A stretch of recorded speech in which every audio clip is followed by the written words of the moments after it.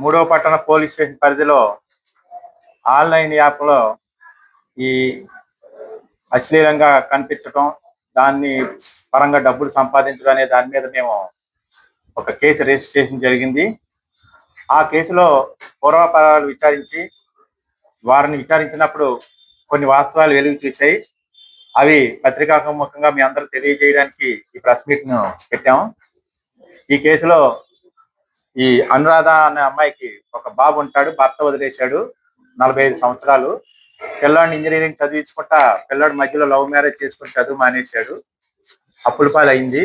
అప్పడాల కంపెనీలో పనిచేసేది. ఈ అమ్మాయికి స్నేహితురాలు విజయవాడలో ఉంది. అక్కడ అయితే కొంచెం డబ్బులు ఎక్కువ వచ్చే పని దొరుకుతుందని విజయవాడ ఈడ్పుగా వెళ్తుంది. వెళ్ళి అక్కడ పని కోసం ఎదుర్కొన్న క్రమంలో ఇంటి పక్కన ఉన్న వాళ్ళు ఈ ఆన్లైన్ యాప్ లో మనం ఎన్రోల్ అయ్యి ఇట్లా మాట్లాడడం, అవతల వాళ్ళతో మాట్లాడితే లేదంటే చిట్ చాట్ చేస్తే డబ్బులు వస్తాయని చెప్పారు. దాని మీద ఈ అబ్బాయి సహాయంతో అమ్మాయి ఆ యాప్ లో ఎన్రోల్ అయింది. ఆ యాప్ లో ఎన్రోల్ అయిన క్రమంలో ఆ ఆధార్ కార్డు ఆమె ఫేక్ రికగ్నిషన్ తోనే ఎన్రోల్ అవుతారు. వేరే వాళ్ళు ఎవరైనా కూడా కనబడితే బ్లాక్ అయిపోయే విధంగా యాప్ డిజైన్ చేయబడింది. అది ఆన్లైన్ యాప్, ఇది ఇంటర్నేషనల్. 2 నెలల తర్వాత కోడలు ఈ వ్యవహారంతో గొడవ పడి నేను ఇక్కడ ఉండను అని ఆవిడ గొడవపడి ఇక్కడ తెనాలి పుట్టింటికి వచ్చేస్తుంది. ఆ కుర్రోడు కూడా వచ్చేసి ఇక్కడ వాళ్ళ మామతో పాటు ఆటో తోలుకుంటూ స్విగ్గీ జొమాటో నడుపుకుంటూ 2 నెలలు బట్టి ఉంటున్నాడు. అత్తగారు అయిన ఈ అనురాధ ఒక్కతే అక్కడ ఉండలేక మళ్ళా తెనాలి వచ్చి ఇక్కడ ఇల్లు అద్దె తీసుకుంది. ఆవిడ ఒక్కతే ఉంటుంది. ఆ యాప్ లో 1 గంట 2 గంటలు కాల్స్ కి అటెండ్ అవుతూ రోజుకి సుమారుగా ఒక 500 నుంచి 1000 రూపాయలు సంపాదించుకుంటున్నారు. అయితే కొడుకు ఏం చేశాడంటే కోడలతో మనం మళ్ళీ మన ఇంటికి వెళ్ళిపోదాం, ఇంటికి వెళ్ళిపోతే మా అమ్మ బాగా చూసుకుంటది కదా అని గొడవ చేయడం మొదలెట్టాడు. వీడు ఆటో తోడటం, జొమాటో, స్విగ్గీ చేయడం ఓపిక లేక. ఆ క్రమంలో ఆ అమ్మాయి కంప్లైంట్ చేసింది, మా అత్తగారు ఇలా ఫ్రాడ్ చేస్తుంది, నాకు కౌన్సిలింగ్ కావాలని కంప్లైంట్ చేస్తే 3 టౌన్ సిఏ గారు వాళ్ళ ఎస్ఐలు వెళ్ళి దీన్ని రైడ్ చేశారు.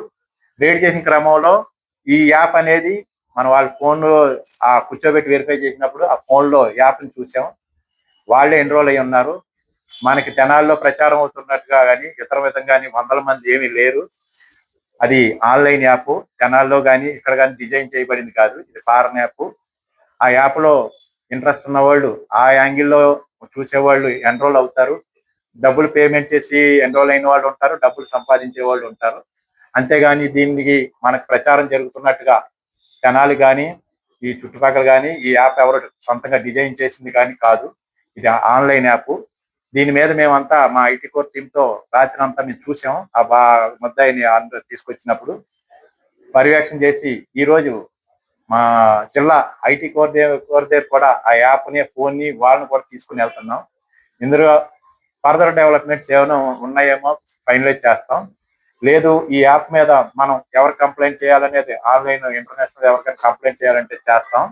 కాబట్టి ప్రజలందరూ దీంట్లో ప్రచారం జరుగుతున్నట్టుగా ఎవరు ఇది భయభ్రాంతులకు గురవలసిన అవసరం లేదు.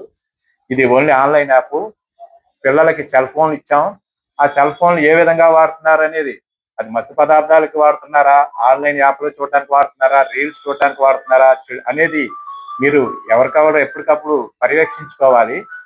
అంతేగాని ఇక్కడ దందాలు జరగడం, తెనాల్లోని యాప్ డెవలప్ అయిందంటాం, బాధితులు ఉన్నారంటాం, ఇదంతా నిజం కాదు.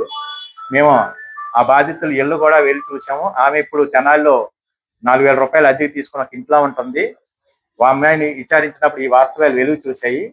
ఇవన్నీ మీడియా ముఖంగా ఈ ప్రచారాలకు అడ్డుకట్ట వేయాలి అనే ఉద్దేశంతో ఈ ప్రెస్ మీట్ ద్వారా మీ అందరికీ తెలియపరుస్తున్నాం.